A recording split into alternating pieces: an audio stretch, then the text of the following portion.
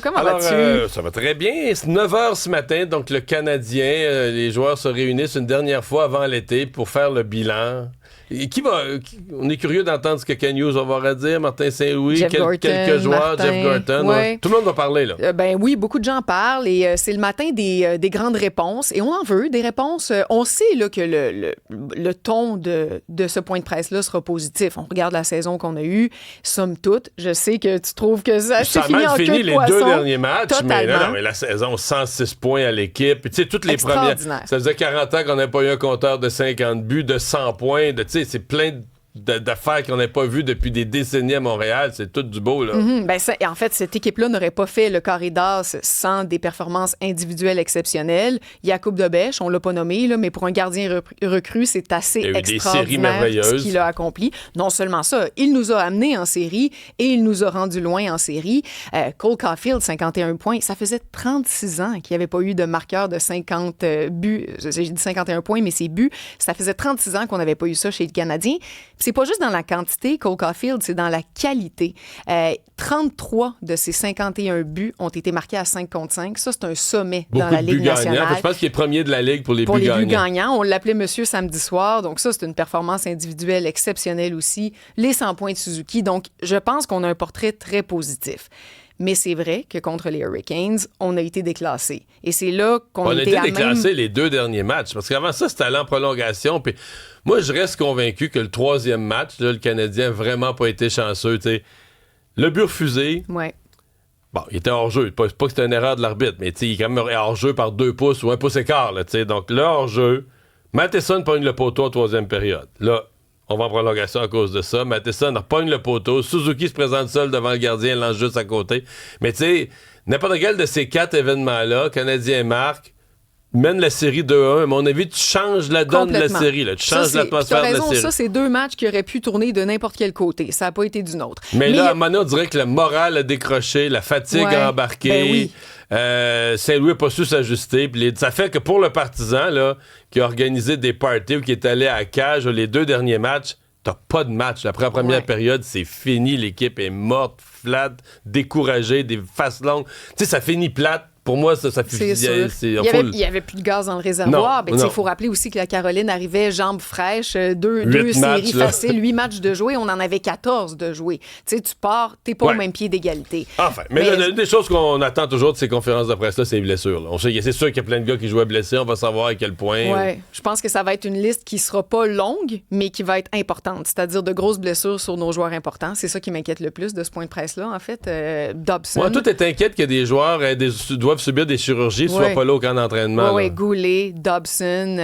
Oui, je pense qu'il y a des joueurs qui ont joué éclopé beaucoup plus qu'ils l'ont laissé paraître. Goulet, les 2 derniers matchs, ça pas du patinait tout. En boitant. Il boitait. Il boitait en patinant. Là. C'est comme tu te demandais s'il devait vraiment, s'il devait vraiment jouer.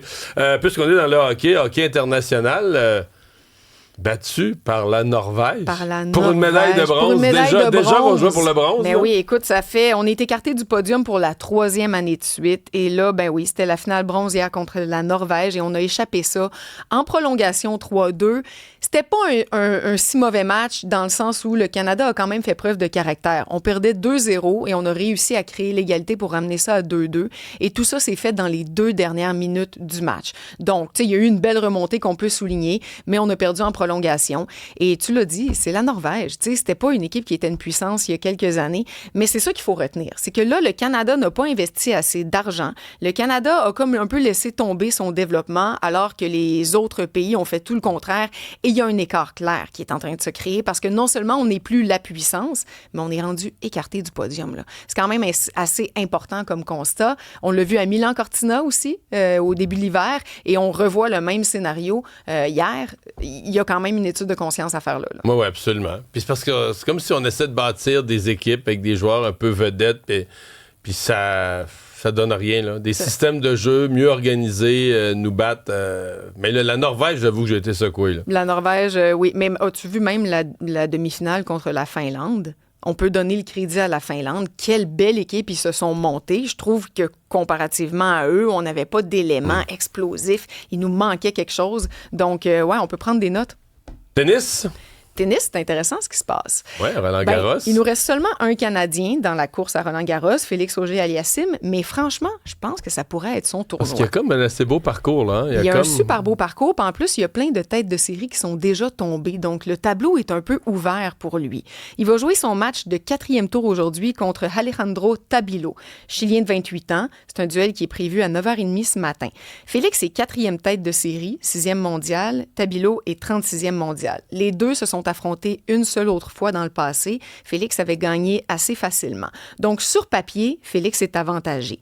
Là où ça se gâte un peu, c'est que Tabilo a eu un tableau super facile jusqu'ici. Il n'a pas eu à affronter de tête de série. Puis en plus, il a gagné un match par forfait. Et Félix, écoute son parcours en 2 secondes. Là.